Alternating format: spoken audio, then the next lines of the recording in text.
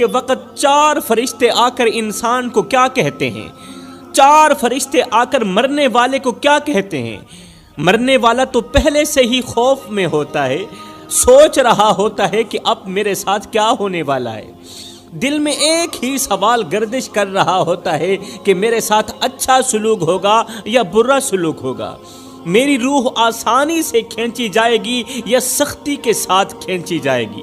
میری اگلی منزل جنت ہوگی یا جہنم ہوگی، اور دنیا میں جو میں نے کیا اس کی جزا اور سزا مجھے ملے گی یا نہیں ملے گی۔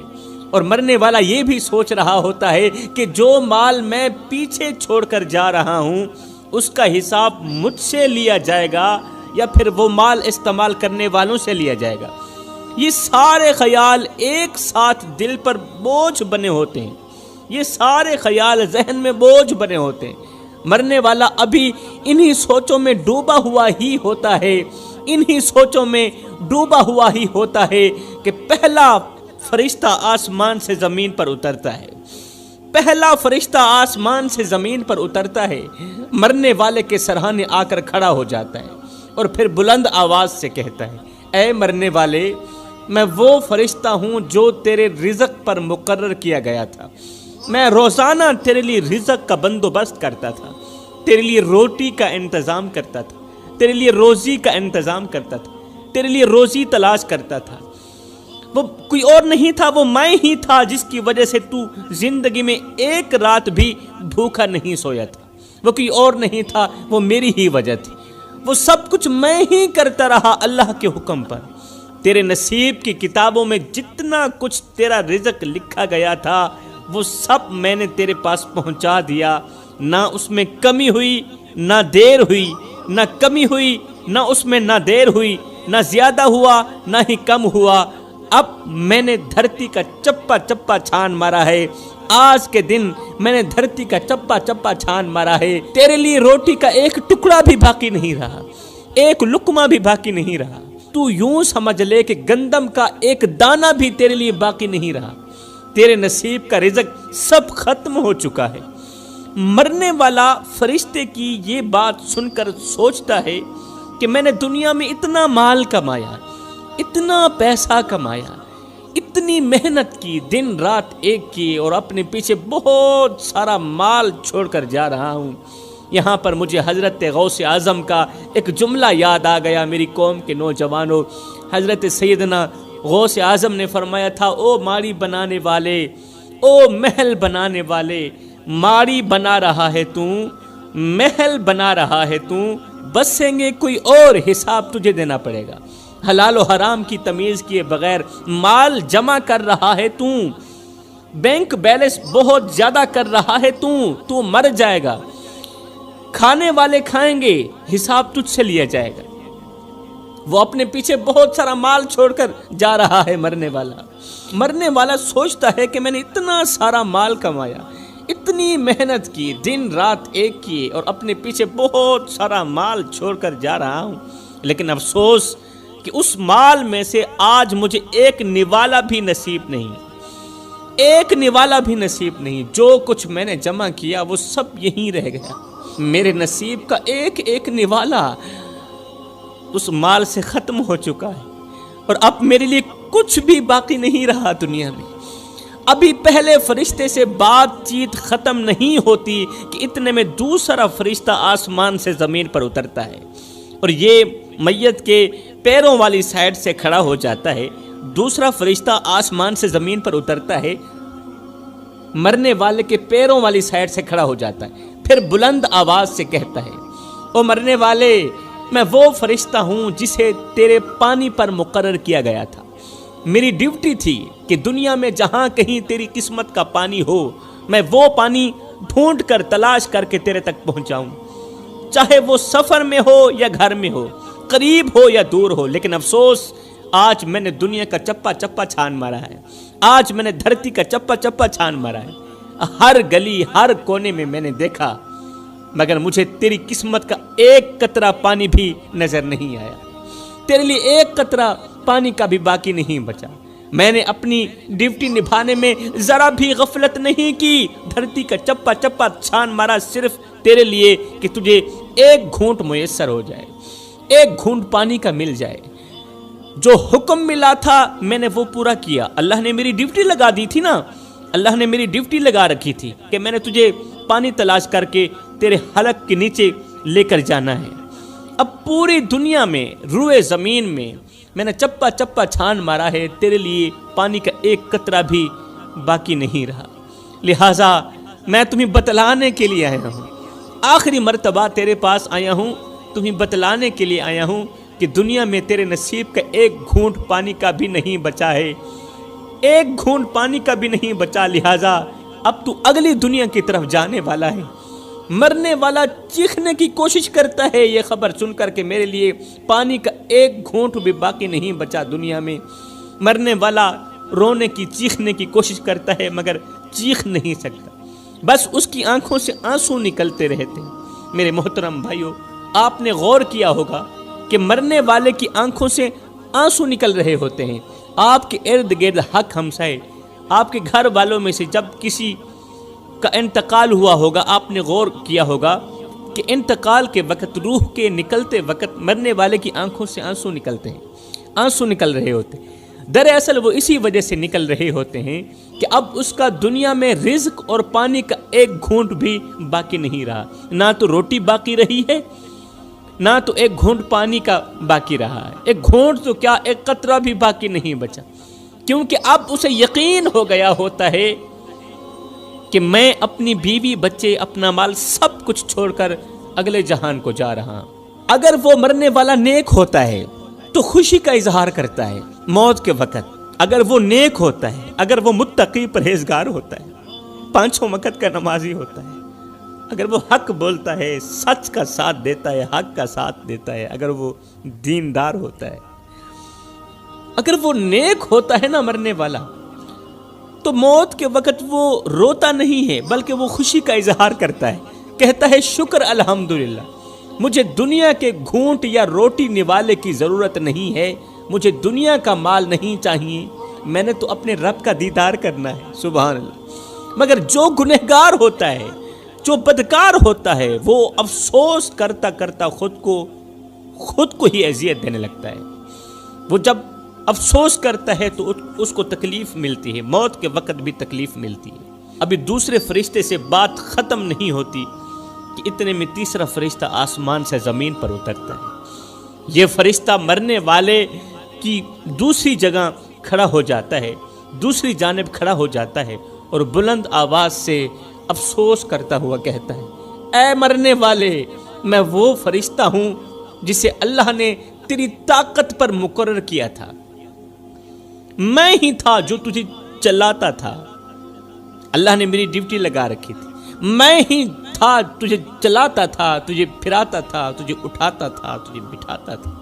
اور تیرے اندر قوت اور طاقت بھرتا تھا تاکہ تو اٹھ سکے، تاکہ تو بیٹھ سکے، چل سکے، پھر سکے۔ میں نے اللہ کے حکم سے تیرے اندر وہ طاقت بھری تھی جس کی وجہ سے تو مشکل کام آسانی سے کر لیتا تھا، مشکل ترین کام آسانی سے کر لیتا تھا، جس طاقت کے سہارے تو ہاتھیوں کو اٹھا لینے کی باتیں کرتا تھا، شیروں کو نچا لینے کے دعوے کرتا تھا، ہاتھیوں کو اٹھاتا بھی تھا، تو شیروں کو اپنی ایک انگل کے اشارے سے نچاتا بھی تھا، پہلوانوں کو گرا دیتا تھا، بڑے بڑے بہادروں کو ہرا دیتا تھا۔ تیری طاقت کے چرچے تھے، تیری قوت کے تذکرے تھے،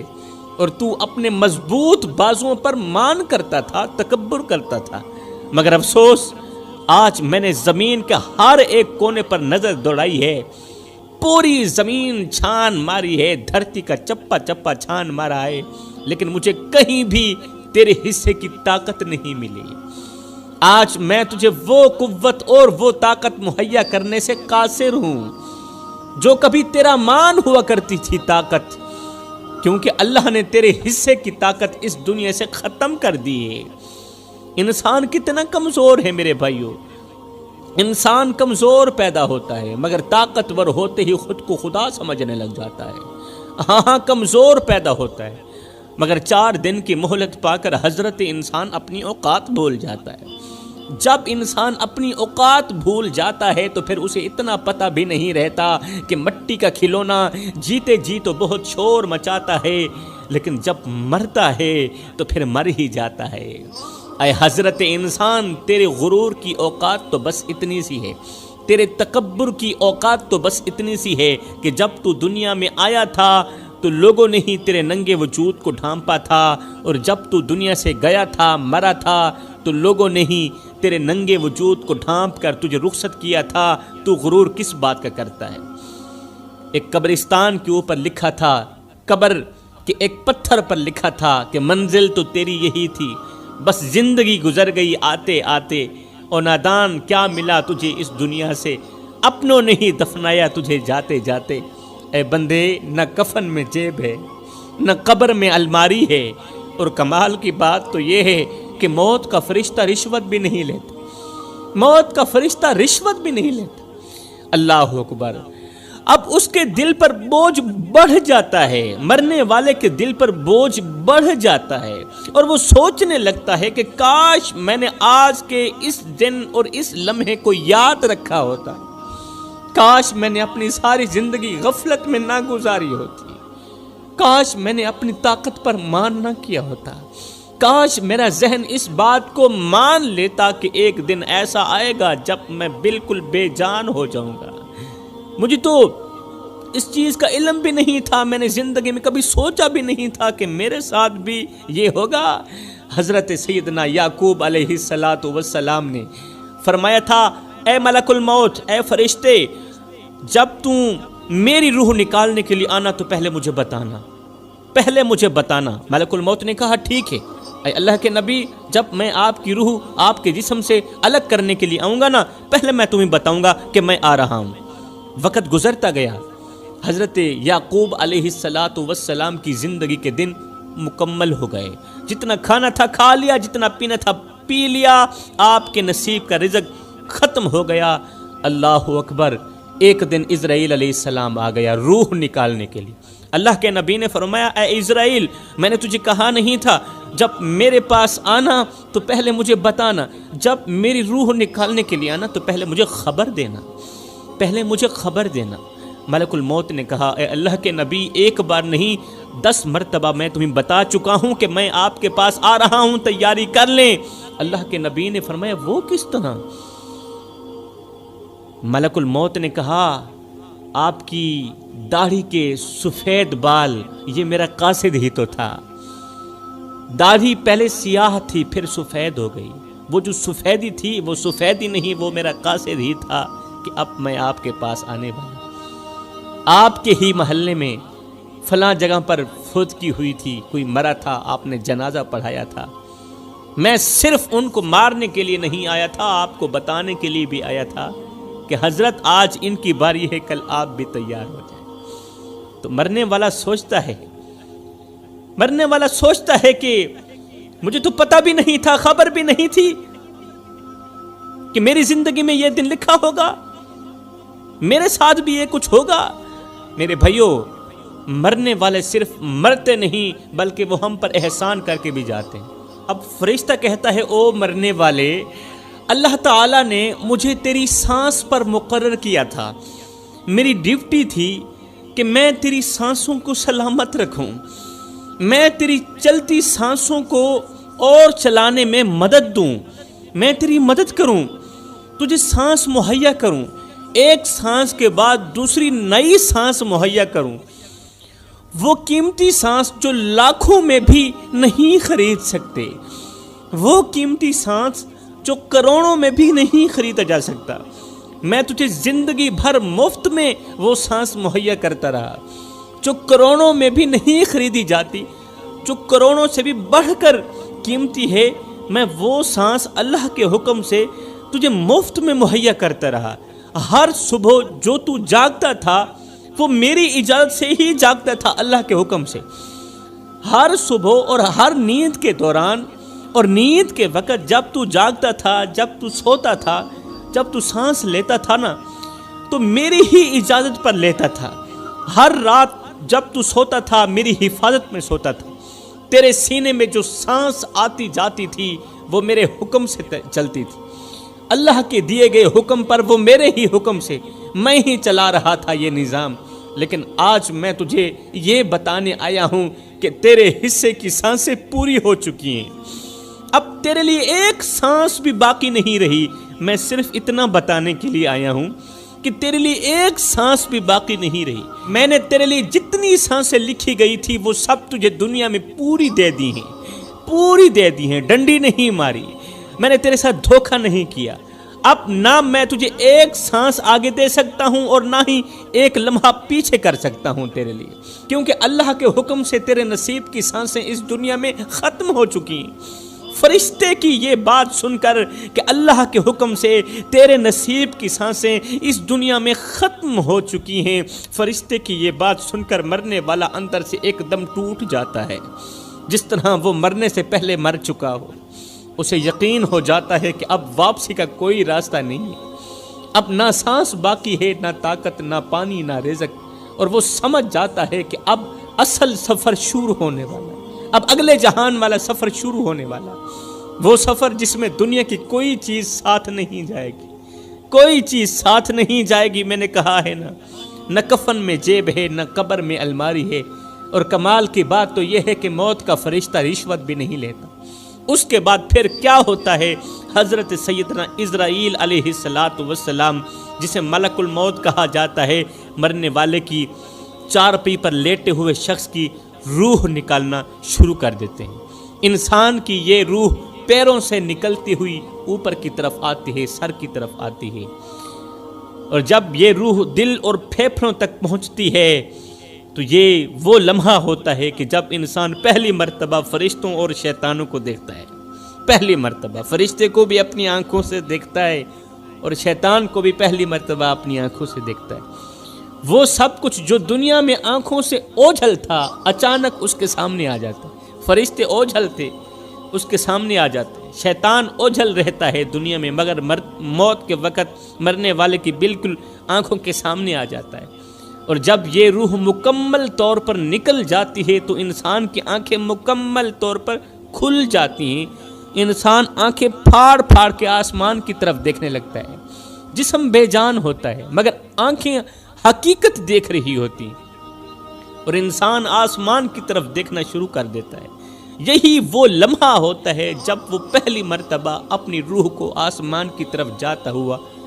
دیکھتا ہے مرنے والا۔ میرے محترم بھائیوں، آج کا نوجوان بہت ہی غافل ہو چکا ہے، آج کے نوجوان بہت ہی غافل ہو چکے ہیں۔ آج کے نوجوان زندگی رب کی مرضی کے مطابق نہیں گزارنا چاہتے، بلکہ اپنی مرضی کے مطابق گزارنا چاہتے ہیں اور گزار رہے ہیں۔ اپنی قیمتی زندگی کو غفلت کے نام کر دیا۔ اے نوجوان، ذرا سوچ، جب وہ لمحہ آئے گا کہ آپ کا جنازہ تیار ہوگا، ماں رو رہی ہوگی، بیوی چیخ رہی ہوگی، بچے آپ کے سینے سے لپٹ کر رو رہے ہوں گے، گھر کا ہر کونا ماتم کر رہا ہوگا، اور ہر آنکھ میں ایک ہی سوال ہوگا کہ یہ سب اتنا جلدی کیوں ہو گیا، یہ سب اتنا جلدی کیسے ہو گیا، ہم نے تو سوچا بھی نہیں تھا۔ کوئی آپ کو روک نہیں سکے گا، کوئی آپ کو اپنے ساتھ نہیں رکھ سکے گا، کیونکہ موت کے وقت کی گھڑی میں نہ ماں کی دعا کام آئے گی، نہ بچوں کی چیخیں کام آئیں گی، کیونکہ اس وقت تمہارا وقت ختم ہو چکا ہوگا۔ پھر وہ لمحہ بھی آئے گا جب 4 آدمی آپ کو اپنے کندھوں پر اٹھائیں گے، ہزاروں لوگوں کے بیچ آپ جا رہے ہوں گے، لیکن آپ بول نہیں سکیں گے۔ دل کے اندر بہت کچھ کہنے کو ہوگا مگر زبان ہمیشہ کے لیے بند ہو چکی ہوگی، آپ کی زبان بند ہوگی، آپ کے ہاتھ پاؤں رک گئے ہوں گے، اور جسم کی خاموشی صاف بتا رہی ہوگی کہ اب اس جسم کے اندر کچھ بھی باقی نہیں رہا، اب اس جسم کے اندر نہ طاقت ہے، نہ قوت ہے، نہ تو اس کے اندر اختیار ہے، اب اختیار ختم ہو گیا ہے، اب طاقت ختم ہو گئی ہے۔ اور سب سے خوفناک لمحہ جب آپ کو قبر میں اتارا جائے گا، وہ جگہ جہاں نہ آواز جاتی ہے، نہ کوئی لوٹ کر دیکھتا ہے، سفید کفن میں لپٹے ہوئے جسم کو 4 آدمی قبر کے اندر اتاریں گے۔ اللہ فرماتا ہے، او میرے بندے، شکر کر ہم نے تجھے موت عطا کر دی، اور ہم نے تجھے قبر جیسا خوبصورت مکان دیا۔ ایک کتا بھی تو مر جاتا ہے، گھسیٹ کے روڑی پہ ڈال دیا جاتا ہے، بکری بھی تو مری تھی، گھسیٹ کے روڑی پہ ڈال دی گئی۔ اے میرے بندے، اگر تجھے بھی گھسیٹ کر روڑے پہ ڈال دیا جاتا تو کیا تھا؟ اگر تیری میت کو بھی جلا دیا جاتا تو کیا تھا؟ فرمایا نانا یہ میرا شاہکار ہے، پہلے اسے غسل دو، پھر اس کو چٹا لباس پہنا دو، لٹھے کا سوٹ پہنا دو۔ میرے شاہکار نے ساری زندگی غربت میں گزاری ہے، کبھی مہنگا سوٹ نہیں پہن دیکھا، کبھی لٹھے کا سوٹ نہیں پہن دیکھا، اسے لٹھے کا سوٹ پہنا دو اور جگہ جگہ پر خوشبو بھی لگا دینا، جگہ جگہ پر خوشبو لگا دینا۔ آج دشمن بھی تیرا منہ دیکھنے آ رہا ہے، آج زمانہ تیری زیارت کرنے کو آ رہا ہے۔ ایمان سے بتا، کیا یہ تیرا کالا چہرہ دیکھنے کے قابل ہے؟ کیا یہ زیارت کے لائق ہے؟ یہ تیرا پروٹوکول ہے۔ اللہ تعالیٰ نے تجھے کتنی عزت دی۔ پھر فرمایا اسے اٹھاؤ، قبرستان کی طرف لے جاؤ۔ آج لوگوں نے تجھے اپنے کندھوں پر اٹھایا ہوا ہے۔